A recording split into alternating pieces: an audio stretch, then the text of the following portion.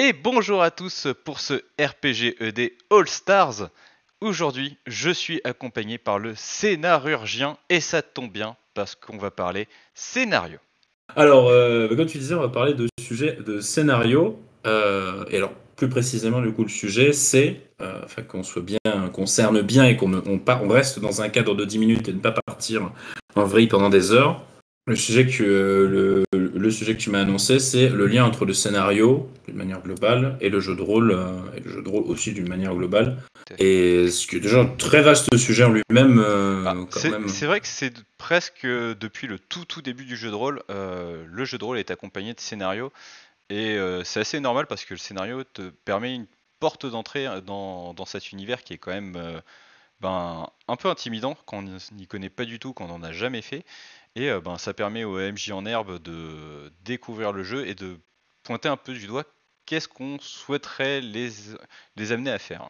Bah, c'est vrai que ça, après, alors, c'est vrai que maintenant, de ce que je vois un peu dans tous les jeux de rôle du commerce, il y a toujours le scénario qui est proposé à l'intérieur du livre, etc., que ce soit pour le scénario d'initiation ou des mini-campagnes à faire. Mais après, je pense qu'il faut arriver un peu à définir, bon, c'est pas on va pas faire la citation Wikipédia, mais de voir un peu ce que c'est le scénario en lui-même. Moi, je le vois plus comme un ensemble de cadres qui va cadrer l'aventure des joueurs, euh, qui sont avec des carcans dans lesquels il ne faudra pas trop sortir. Si par exemple on fait l'attaque d'un château, bon, mais on va faire l'attaque d'un château, on n'est pas en train de construire un campement ou d'aller en forêt ou autre. Ça permet un peu de cadrer pour éviter que les joueurs sortent.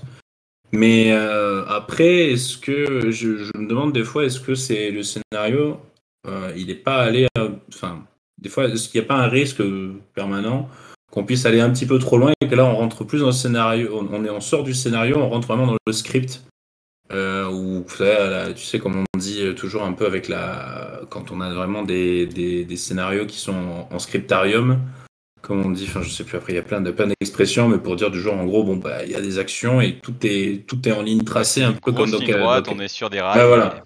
Voilà, exactement, comme les scénarios couloirs, genre à la Call of Duty, etc. et tout. Et je vois que c'est un peu une erreur des fois que font pas mal de jeunes joueurs, où ils sont dans des scénarios où ils se disent,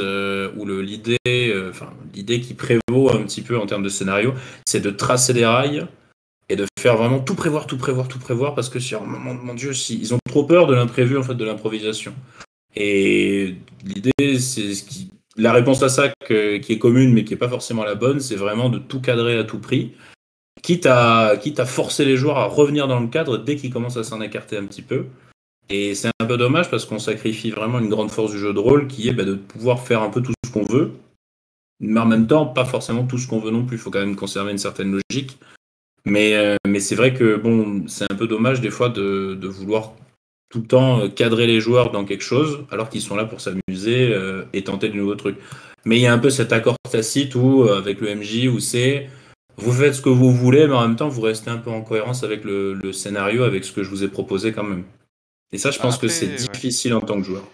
Si on reste toujours sur l'idée des scénarios qu'on trouve dans le commerce, ça reste aussi des scénarios qui sont vraiment là pour présenter le type d'aventure qu'on aimerait faire vivre, parce qu'on a quand même tous les jeux ne sont pas de KPDP ou des aventuriers fantastiques qui vont grossir en puissance et en stats. C'est vrai que souvent sur ces scénarios, on a tendance à vouloir mettre énormément de choses pour montrer toutes les possibilités d'un jeu. Et c'est pas, même si c'est des scénarios c'est plus des scénarios de présentation que des scénarios vraiment d'initiation pour les joueurs. Et c'est vrai qu'en tant que MJ, on essaye, en tout cas débutant, il y a souvent tendance à essayer de tout caler et c'est un problème. Bon, cela dit, c'est pas toujours le cas hein, bon, si on retourne en arrière sur des scénarios d'INS, il y avait des portions, bon ben, là les joueurs doivent faire ça, ils se débrouillent, ils trouveront bien une solution. Bisous. Mm. Mais, Mais c'est vrai qu'après, sur les scénarios du commerce, on avait regardé un tout petit peu. Bon, il y a des trucs où c'est très dirigiste. Et j'ai commencé à écrire des scénarios un petit peu aussi de mon côté pour certains de mes abonnés. Et bon, c'est vrai que tu es obligé de faire un peu du dirigisme à des moments et mettre des petites phrases en mode bah là, vous faites ce que vous voulez après. Mais disons que je pense qu'il faut rester dans l'esprit que quand même, quand on regarde un scénario du commerce, il faut quand même être flexible et on peut y apporter sa patte et essayer de dépatouiller, de voir ce qu'on peut modifier sans tout casser. Et de toute manière aussi, il y a toujours un grand truc, mais ça, faut jamais le dire, hein. que tous les MJ font, c'est toujours de retomber sur ses pattes derrière l'écran de MJ où ils disent ah, vous allez à gauche ou à droite dans cette caverne, et c'est à droite où il y a le troll avec le combat, et puis à gauche ah, on sait pas, on n'a pas pensé à gauche, ils disent on va à gauche, et finalement oh, ça alors la caverne c'est changé de face sans qu'ils ne sachent, et le troll était à gauche en fait depuis le début. Donc ça c'est des Oui, trucs mais où c'est bon toujours là où il y a les petits malins qui se séparent. ouais, voilà. Alors là tu fais et merde. Ils avaient tout Quelle idée prévu, les géniale. salauds. Ah, et 2 groupes de 2, bravo. Vous êtes forts. Il y avait 2 trolls et voilà, là tu fais. Mais là, c'est des trucs comme ça en fait où bon, je pense qu'il faut pas voir le scénario en finalité comme quelque chose d'immuable et de vraiment solide et en brut. Faut plus le voir un truc sur lequel on peut être flexible. Et de toute manière, moi ce que je dis toujours, tant que les joueurs le voient pas, ce qui va se passer, bah, ça peut tout changer en fait. C'est-à-dire, bon, après, faut pas non plus, si tu as montré un troll au début, il faut qu'il y ait un troll à la fin. Mais à partir du moment où, par exemple, on reste dans cet exemple et ils entendent des hurlements dans une grotte, etc., tant qu'ils savent pas ce que c'est un peu comme le chat de Schrödinger, bah, tant que tu sais pas ce que c'est, bah, tu sais pas tu vas avoir un dragon, un troll ou une autre créature, en fait. Donc c'est à toi de changer et de t'amuser en fonction. Alors évidemment, après, faut pas tout changer tout le temps. Mais c'est juste, en fait, le truc, c'est qu'il y a toujours cette flexibilité-là où tant que les joueurs n'ont pas la vision sur ce qui va se passer, bah, tu es libre de changer en fonction et tout, en fait. Et ça, c'est vrai que ça fait peur aux nouveaux joueurs, mais c'est une possibilité Je pense qu'il faut souvent voir le scénario comme un guide pour le MJ pour que lui sache qu'est-ce qui se passe vraiment dans son histoire, sans forcément que qu'est-ce qui se passerait si les joueurs ne faisaient rien. Ouais, voilà. Donc vraiment ça, un guide de qu'est-ce que les joueurs doivent faire. Ouais. Très très bonne que phrase, ça. Voilà, ça peut être encore une fois, si vous êtes nouveau MJ, si vous découvrez le jeu de rôle par l'intermédiaire de ces vidéos, merci d'être passé par cette chaîne. Et pensez vraiment le scénario comme une aide de jeu pour vous et pas un guide absolu à suivre. Oui, ça c'est même c'est une très très bonne, très très bon conseil que tu donnes, parce que je pense que même c'est vraiment, ça doit résumer à mon avis l'utilisation de scénario, etc. De toute façon, moi je le vois au fur et à mesure des scénarios que j'ai fait. Quand j'ai retrouvé mes vieux scénarios que j'avais préparés au départ, je faisais des paragraphes entiers en découpant scène par scène, etc. Et tout. Maintenant, il y a 2-3 phrases en mode de tout. Là, ils vont rentrer là. Et puis d'écrire ça, penser à faire ça. Enfin, ça devient plus du pense-bête que de la description de ce qui va se passer, en fait. Et je pense qu'il vaut mieux se faire ça, comme tu dis. Parce que nous, comme ça, on n'est pas perdu, on n'a pas les grandes phases où on est là en mode alors qu'est-ce que vous faites si ça vous tournez à gauche?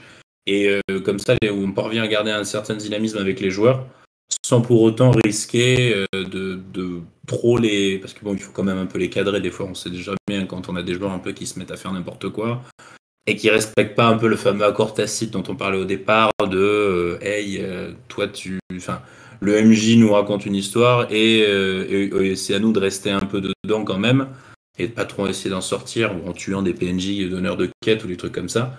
Maintenant, après, je pense c'est bien d'avoir au moins un tracking et surtout de savoir où est-ce qu'on va quand on est jeune MJ, c'est-à-dire d'avoir une idée de la fin déjà un peu de ce qui va potentiellement se passer à la fin.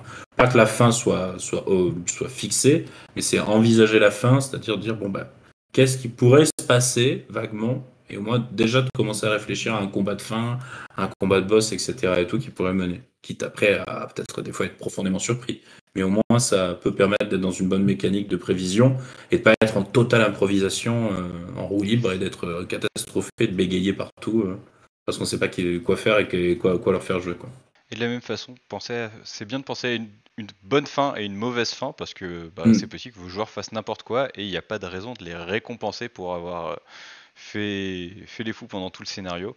De temps en temps, une bonne mauvaise fin, ça a aussi son impact. C'est voir, ça fait des parties dont on se rappelle un petit peu plus que le 12e dragon qu'on a oxy sans aucune pitié. Ça c'est vrai, ça c'est parfait.